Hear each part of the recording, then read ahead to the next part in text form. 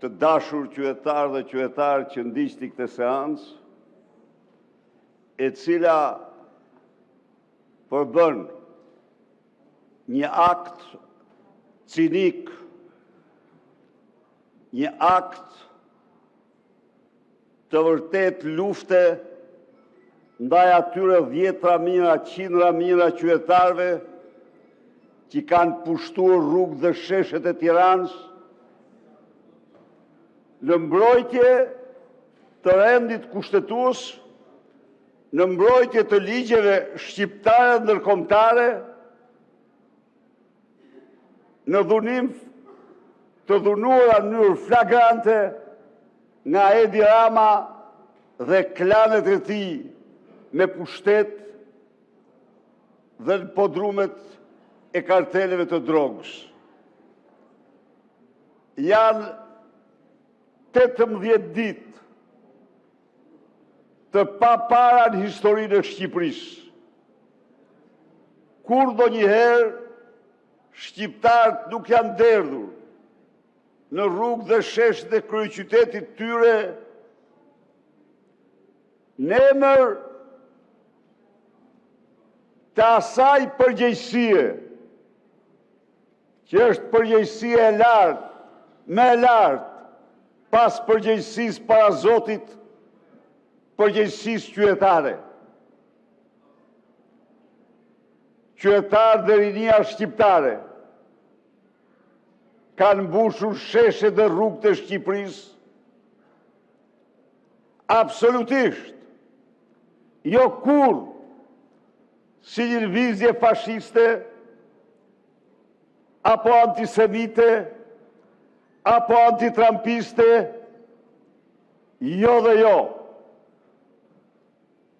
Ata kanë mbushur rrugë dhe sheshet kundër një diktaturë autoritare që shkelmon, që zvarrit, që shkelmon të drejtat e njeriut dhe zvarrit qytetarët paqësor, kundër një diktaturë autoritare që ka ndërtuar në Shqipëri narkoshtetin e vetëm në Europë. A e kuptoni ju si jeni tani? Unë shoh ku i keni pozicionet në piramidën e narkoshtetit ju. Se janë trafikantët, janë biznismen, por në kryen e ju, a e kuptoni apo jo, se çfarë ndodh, pse janë ata njerëz në shesh, pse janë ata, vetëm Gjika me Alin, kanë vizur 50 ton kokainë, të paktën 7 miliard euro. A i shifni ju ndërtimet dhe dëgjoni do të them një gjë këtu. A Altin Toplini, ta dini këte, në dosjen e Sali Berishës, ka kryer aktin, njëri për akteve më të ulta që mund të kryejë një hetues. Ka publikuar, ka bërë publik emrat e 3 fëmijëve me autizëm. Asnjë nën, asnjë baba nuk do donte kur të shihte emrin e fëmijës tij me autizëm në mediat e vendit. Dhe pse i publikoj, thoni ju? Sepse vajza dhe djali im sponsorizonin familjet e atyre që si njëtin fare, po i paguonin shpenzimet në qendrën e autizmit, të cilën e drejton bashkëshortja ime, dhe këte e drejton për 20 vitesh pa asnjë shpërblim. E drejton vullnetarisht. Dhe këte ky dumani i juaj e konsideronte konflikt interesi dhe korupcion, se po paguonin 3 fëmijë. Fëmijët e mi, 3 familje të si të paguajnë shumë biznismen dhe familje tjerë, njerëzit të nevojë. Kurse tani, ky duman, që mund të vesh 100 epitete, po se prishgojnë, fsheh emrin e Engjëlla Gaçit, fsheh emrin e Olsi Ramës, fsheh emrin e Damian Gjiklurit, të cilët ishtin delegata e tij. Damian, tani edhe po s'ke qenë të gjithë për t'ju thonë.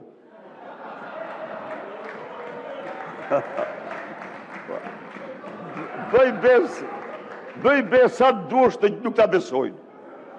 Jo, nuk ta besojnë, Damian, se ka mund fajnë. Pra, fsheh emrat e këtyre,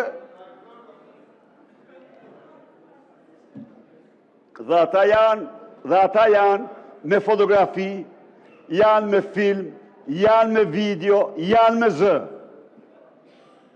Shikoni tani. Dhe kush është tani fashisti? Kush është stalinisti? Qytetari që proteston në rrugë për të drejtat themelore, se pa që një qytetar që u zvarrit sikur të mos ishte njeri, qytetari që proteston në rrugë, sepse në një dosje, në një zonë të mbrojtur, dosja ka zero transparencë, sepse kërkon të shohë sinatorin e Tiranës dhe nuk e gjen kumë, sepse kërkon të shohë impiant e ujrave të zeza të Tiranës dhe janë $120 milion të zhdukura, sepse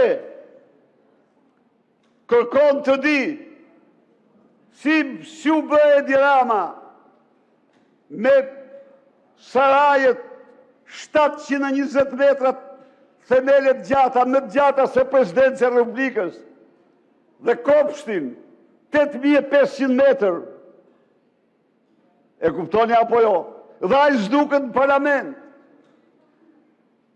Dhe këta mbrohen, dhe du them tjetër çfarë po bëjnë.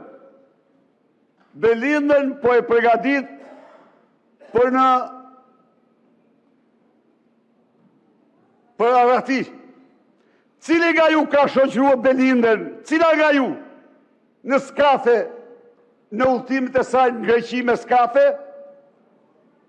Do dilni, se kujtoni ju se deti nuk ka sy. Edhe deti ka sy. Ja u themur ju, dhe ai po pret të kaloj dhe pak që ta arratis Belindën. Ndaj dhe skapi i partisë nuk e sjell. Bën sikur e sjell, po jo nuk e sjell mandat arrest e saj për s'dyti. Jo, rrënit qetë nuk e keni këtu. Nuk e sjell, se ajo po përgatit me ikë, a më thonë. Ku e keni Argaçin? Ku janë? Ku është Endri Fuga? Ku janë? Ku i keni të arratisurit? Ata që po protestojnë janë herojt vërtet. Ata janë herojt e vërtet të këtij populli. Dhe lëvizja e tyre, ai të fshihet, se s'vjen parlament.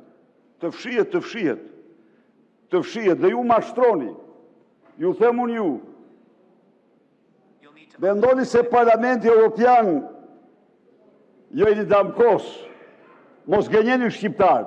Sigurisht, amandamenti që atakonte presidentin Trump nuk u lejue, edhe i përgëzoj ata. S'është lëvizje anti-Trump kjo. Kjo është lëvizje për shtetin ligjor, për transparencen, për ligjin ndërkombëtar. S'ka asgjë të përbashkët as me anti-president Trump, as me anti-zionizëm, as me asnjë nga këto. U përpoqe Edi Rama t'ja jap të gjitha Përfundoni fjalin, ju lutem.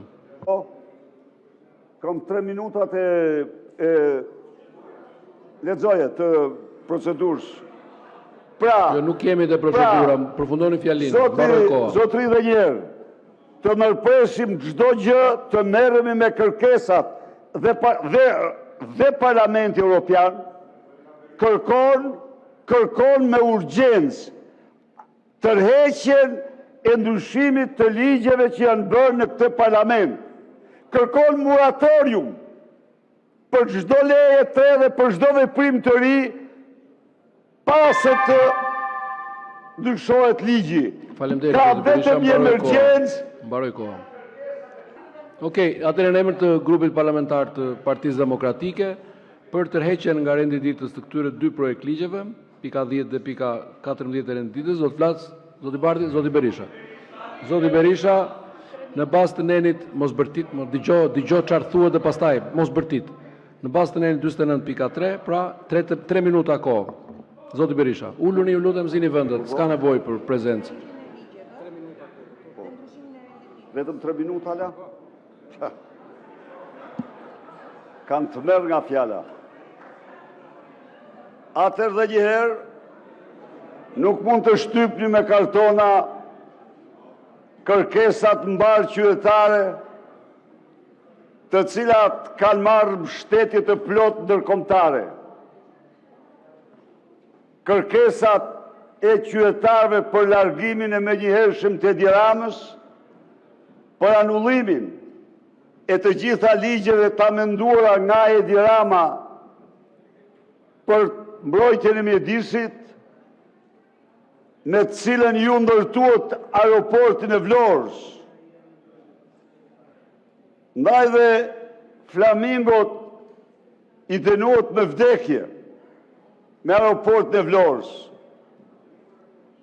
me të cilën ju ndërtuat pikën e vogël në parkun e Butrintit, me të cilën ju shkatruat trashëgimin kulturor dhe paqet kombëtare të shqiptarëve, duke harruar se nuk janë vetëm pasuri e shqiptarëve, por dhe pasuri europiane.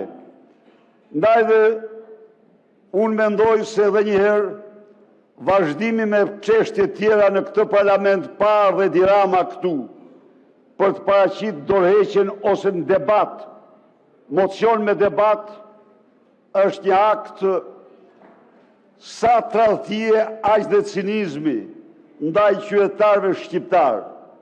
Nuk keni asnjë të drejtë të injoroni qindra mijëra shqiptar që kanë 18 ditë me flamurin e lirisë në dorë, me flamurin e ligjit dhe të drejtave të njeriut, të mbrojtjes trashëgimisë kulturore dhe mjedisit, sakrifikojnë orë të tëra.